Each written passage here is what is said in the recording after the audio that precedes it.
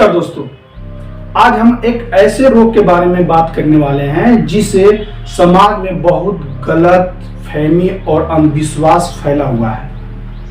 इस बीमारी का नाम है मिर्गी। बहुत लोग इसे पागलपन कहते हैं, भूत प्रेत कहते हैं या कमजोरी कहते हैं, इस कमजोरी से जोड़ देते हैं। जबकि मिर्गी एक न्यूरोलॉजिकल यानी दिमाग से जुड़ी हुई बीमारी है और इसका इलाज और सही मैनेजमेंट संभव है। आज इस वीडियो में हम जानेंगे कि मिर्गी रोग क्या होता है, यह क्यों होता है, इसके कारण क्या हैं, इसके लक्षण क्या हैं और इसका सही निदान कैसे किया जाए। वीडियो को अंत तक जरूर देखिएगा क्योंकि अंत में कुछ बहुत जरूर सावधानियां भी बताने वाला हूं। मिर्गी रोग को मेडिकल भाषा में इपिलेप्सी भी कहते हैं।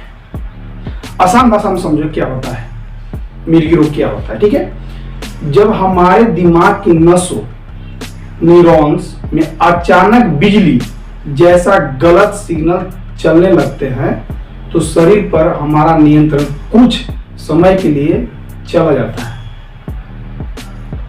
इस दौरान व्यक्ति को झटके आ सकते हैं, बेहोशी हो सकते हैं, आंखें पलट सकती है, शरीर में अकड़न आ सकता है या कुछ सेकेंड के लिए व्यक्ति शून्य को देखा जा सकता है। बार बार ऐसे दौरे पड़ना ही मिर्गी रोग कहलाता है। ध्यान रखें कि एक बार दौरा पड़ जाना मिर्गी रोग नहीं होता है, लेकिन बिना कारण आपको बार बार दौरे पड़ रहे हैं तो यह मिर्गी रोग का संकेत हो सकता है। मिर्गी रोग क्यों होती है?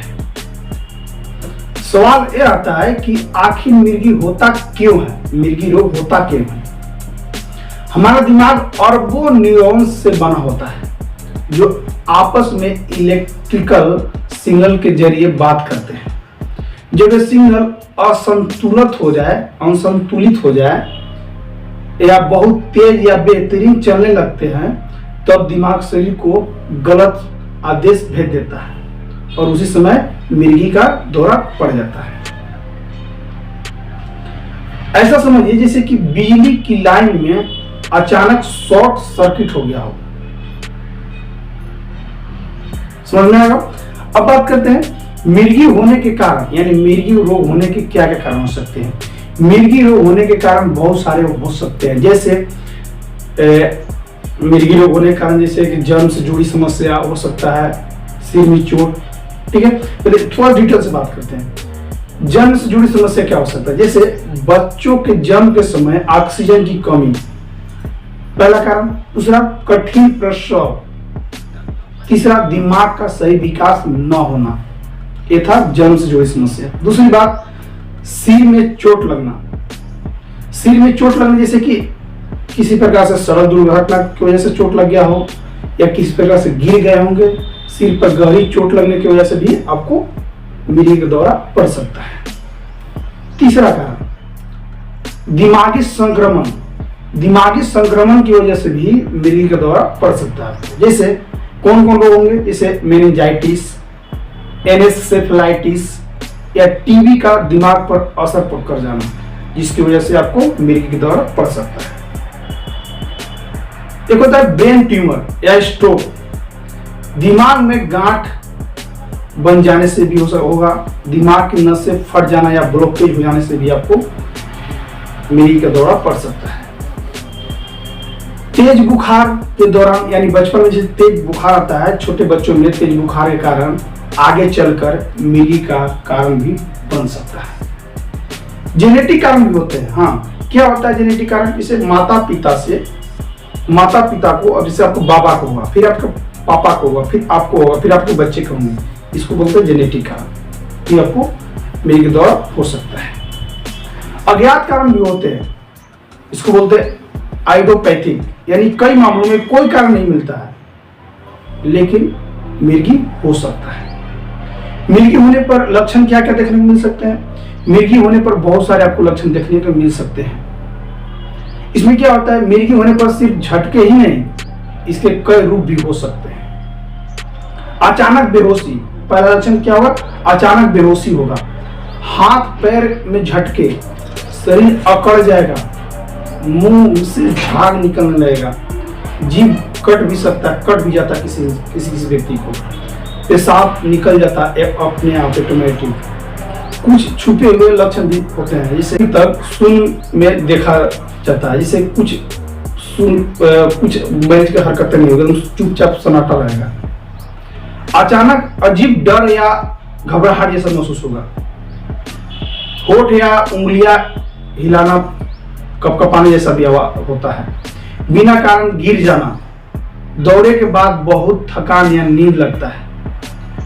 कई बार तो ऐसा होता है कि मरीज को खुद ही पता नहीं होता है, रहता है कि मुझे दौरा पड़ा था या नहीं पड़ा था, मुझे खुद याद नहीं रहता है। ठीक है, ये सब होगा लक्षण। अब मिर्गी का निदान कैसे करें? ठीक है, मिर्गी को पहचान सिर्फ लक्षण देखकर नहीं होती है, इसके लिए जांच बहुत जरूरी होती है। जांच में क्या क्या कराइएगा? आप EEG कराइए, बताऊं क्या क्या होता है उसमें, क्या क्या टेस्ट होता है। MRI कराइए, खून की जांच कराइए, इसमें टोटल बता रहा हूं क्या क्या होता है। ठीक है, EEG, ठीक है, इसको बोलते हैं टेस्ट होता है, ये होता है इलेक्ट्रोसेफेलोग्राम होता है। ये क्या होता है कि दिमाग की इलेक्ट्रिकल एक्टिविटी की जांच होती है, मिर्गी की तरंगों का पता चलता है इससे। अब MRI की बात करते हैं। MRI या CT स्कैन में क्या होता है कि दिमाग की संरचना देखने के लिए इसका यूज किया जाता है, या ट्यूमर या चोट या लक्षण या किसी प्रकार से इंफेक्शन तो नहीं हुआ है ब्रेन में, इसकी वजह से MRI कराया जाता है। खून की जांच क्यों की जाती है? खून की जांच उसमें की जाती है मेटाबॉलिज्म को कारणों को जानने के लिए, ताकि सही जांच पता चल सके। बिना जांच के इलाज अधूरा है। ये तीनों जांच जरूरी होते हैं, EEG, MRI या CT स्कैन कराइए या खून की जांच, बता दिया। अब थोड़ा सा बात करते हैं सावधानियां, इसमें क्या क्या सावधानियां बरतनी चाहिए। सावधानी जैसे मिर्गी रोग छुआछूत बीमारी नहीं होती, पहले बता रहा हूँ कि मिर्गी रोग छुआछूत बीमारी नहीं होती है। मिर्गी का मरीज समान जीवन जी सकता है, जैसे लोग जीते हैं वैसे जी सकता है। ऐसा नहीं कि इसका मिर्गी रोग होता है ये इसको बच के रहना होगा, नहीं, वो समान जीवन जी सकता है, वो दवा करवा सकता है। ठीक है, दवा बिना डॉक्टर के सलाह के दवा आपको नहीं छोड़ना है। नींद पूरी ले, शराब और नशे से बचें।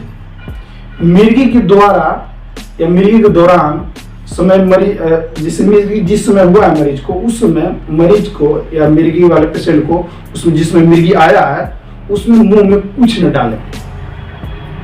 दोस्तों, मिर्गी कोई गंभीर समस्या नहीं है, यह एक चिकित्सीय समस्या है।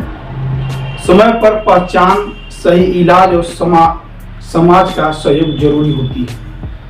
मिर्गी से पीड़ित व्यक्ति को सम्मानजनक और सुरक्षित जीवन जी सकता है।